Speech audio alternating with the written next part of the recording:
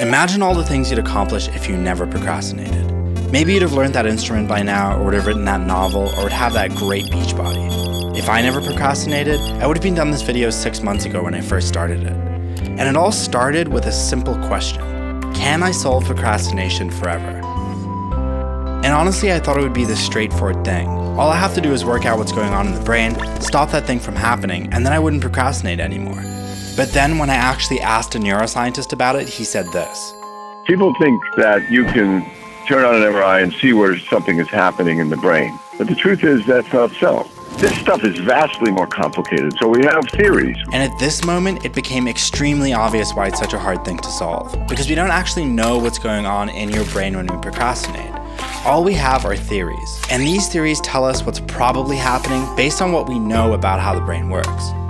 So now I need to find a theory. And in search of a way to help me understand my problem, I asked a psychologist, Dr. Tim Pitchell, how he understands and deals with procrastination. Procrastination is a mental thing. And it turns out there's way more theories than I expected. But of all the reasons he suggested, the one that makes the most sense to me is this. There's one part of your brain that's purely instinctual, called the limbic system. It's responsible for your emotions, your fight or flight. All it cares about is keeping you alive. Then over here, there's this other part that's kind of wiser and more rational. It's responsible for your goals, your dreams, and your plans for the future. That's your prefrontal cortex. So what happens when you get that feeling of not wanting to do something? The theory is that your instinctual part springs into action right away. It doesn't think about the future, it just tells you to avoid the task. The other side, the rational side, is slower to act. It thinks things through, so you procrastinate until that part can remind you that you're not dying. You're just trying to do something that's really hard. And the paradox here about giving in to feel good is that it actually makes you feel terrible later. It's really frustrating because even though I know how it works, it's still really hard to stop doing. And with all these design flaws in the way that our brains function, I can't help but think that solving procrastination might just be a hopeless cause. Except for this one thing. This thing that everyone I talked to kept bringing up. Neuroplasticity. Neuroplasticity means that your brain can change. It's kind of like gooey plastic. And the more plastic your brain is, the easier it is to train it to do what you want, to make and break habits.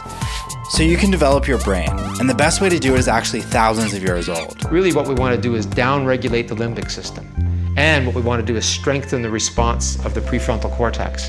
And mindfulness meditation is a route to that. The more you meditate, the better you become at making decisions, and the easier it is to keep on task when you know you have something important to do. That's because studies show that it actually shrinks that amygdala, that instinctual part of your brain, and it adds more gray matter to the part that helps you make decisions.